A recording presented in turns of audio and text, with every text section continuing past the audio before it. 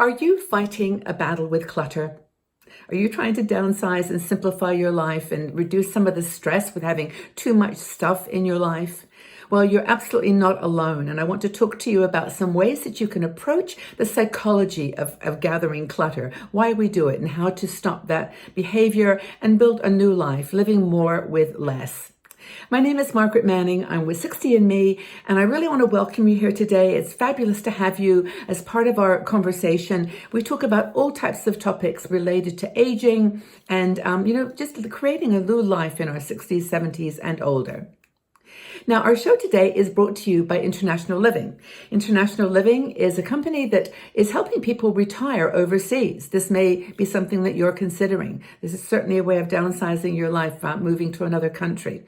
But check out their website. It's internationalliving.com, and you can check out some of their resources. They've got amazing reports that they have written based on the ground reporting from their ambassadors there, and just find out the answers to questions that you might have about retiring overseas. Okay, so let's talk about clutter. Now, Rita Wilkins is one of our bloggers, and she speaks from her own personal experience. And I love this because, I'm also on the journey with a lot of you to downsize our lives, just reduce some of this amazing clutter. And I try to do something every week. I don't know about you, but it's for me a ritual that I will go to our recycling place with a bag of clothes or books or something that I'm just trying to reduce. And it gives me a point of focus where every week I'm kind of letting things go. And Rita's got some really great ideas in this article, which I'll reference below, because she started off, I think it was like 9 racks of clothing and it was 11 closets. I mean, some ridiculous amount of stuff.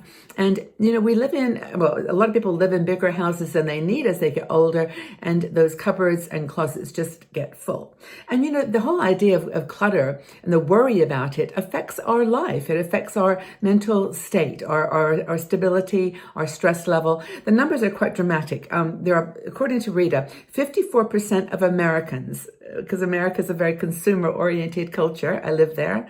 I know this. And they have a challenge or feel badly about clutter. They feel they have too much clutter. 55% say that clutter is a huge source of stress for them. And 33% are saying that they hold on to things that they no longer need, that they just don't need them anymore, but they just, for some reason, cannot let them go. And this is affecting their health, their relationships, and just sense of well-being. And I don't think it's until you start letting things go that you realize the power of that process. I just picked up a book the other day in the library. I was looking at it, and it was Get Your Life Down to 100 Items. Now, that to me seems really, really stressful and in itself. But I actually tried to get down to 200, and I did succeed. But the 100 is it's almost too much. But it's a goal. Set yourself a goal. Maybe it's 500, because the numbers, I think, I can't remember the numbers here, but it's something like, what is the number? Crazy amount of items that we have in our house, 3,000 plus. And even that's grouping some things like jewelry and makeup.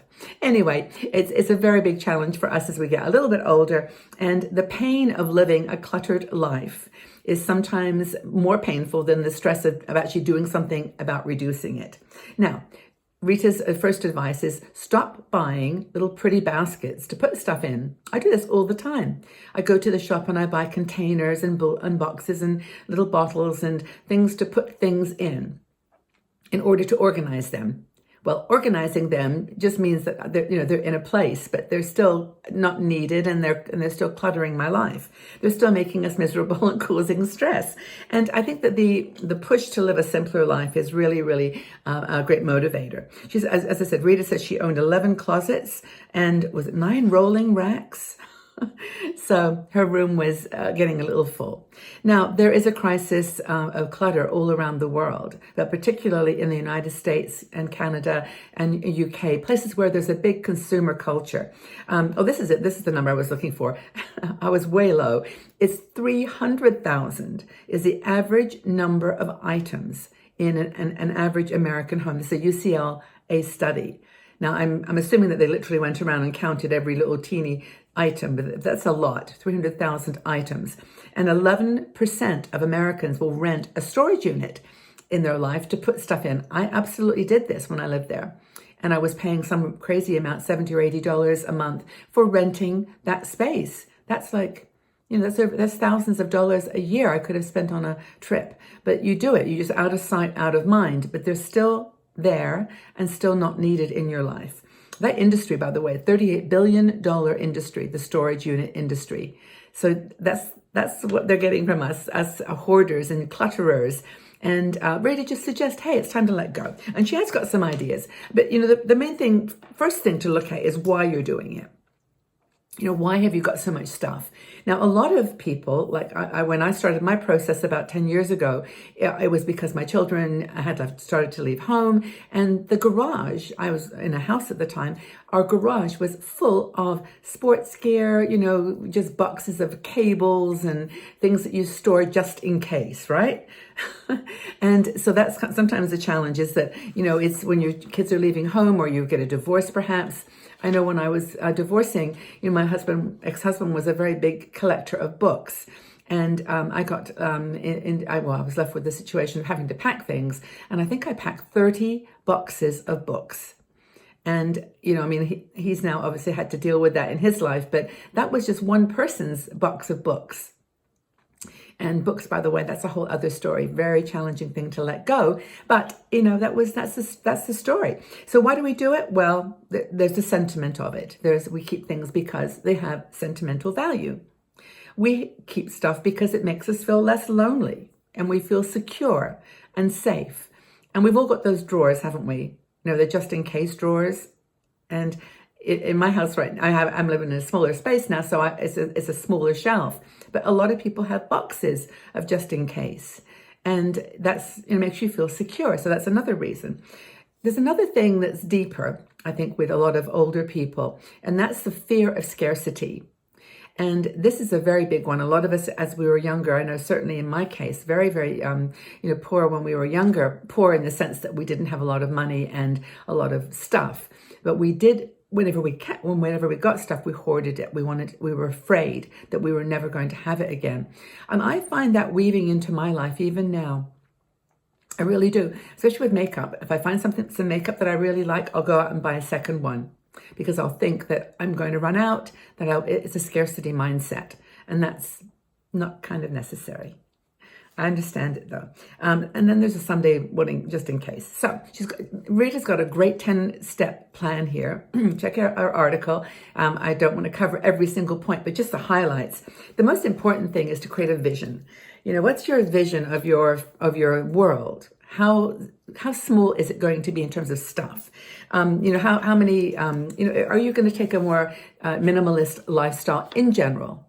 Less clothes, less makeup, less, just less stuff, and put your money and your focus into other things. So when you've created that vision, the second thing you need, her second step in the plan is to have a willingness to change it. You've got to want to change it. If you don't want to change it, it won't change. And you'll just keep accumulating more. I know it's really hard with clothing because I actually like clothes. And when I go out to the shops, there's always something new. So I try to make it a habit when I buy something new to take one of my older things that I haven't worn in a year, whatever, or longer, and give those away. Somebody else can use them. I just took some dresses into our recycling that were lovely dresses, and they were designer clothes that I just haven't worn in a long time. But I thought someone else is going to really appreciate those. So I did it. I let them go. I was like almost holding them back now, but I did. Next thing is to stop buying more. Simple. You can window shop, you can buy and then trade up like I just described, but just stop buying so much. And then the next thing, number 4, is to create a plan. Set goals, set a timeline. This woman in the book I was telling you about, the 100 articles, she said it will take you a year to get to 100 articles. So it's not like you have to rush through this. If you get just 10 things a day that you put aside, or one thing a day, that's a start. But set yourself a goal, ask for help if you need it. Now, we're here at 60andMe. We always have a lot of great conversation on these kinds of topics. We have another sister site called Learn to Simplify. which is learntosimplify.com, where I talk a lot about my own experiences and just real life. How do you deal with paper? How do you get pictures sorted out? How can you downsize books? That kind of thing. And then developing this let go muscle. And it's a muscle, to be strong enough to let some things go that meant a lot to you. You wouldn't have bought them. You wouldn't have used your precious money if you didn't want to, if you were going to give them away or not use them. But it happens. Another thing is to develop that muscle by taking things into charity shops or taking them to a community center, somewhere where they'll be used. Because I think knowing that they're going to go into a good home, be used for someone else in a positive way is super important. And she goes on to a few more things, which I'd like you to read in the article, but those are kind of the gist of this. And have fun with it. Make decluttering a game if you can. And, you're going to get stuck. You're going to feel like you can't do it anymore, like you've done enough, or that these things are too important to you to let them go just like that. But do it anyway. It's a journey. It's going to take a time, but it's going to take that plan, that willingness to do it, and, the willingness to adopt new habits. So what part of decluttering or downsizing has been a challenge for you? What are the things that really are difficult for you?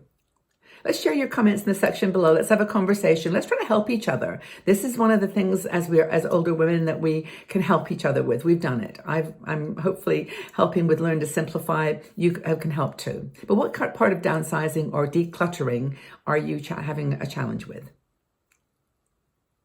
Let's have a chat. I look forward to reading your comments and joining in the conversation. But again, thanks so much for being here, everybody. Don't forget to check out our website, 60andme.com, and also our YouTube channel. It's a huge place for you to explore 1600 plus videos, lots and lots of conversation and engagement, and some really great people out there in our community. So take good care, have a fabulous day, and we'll talk again soon. Bye-bye for now.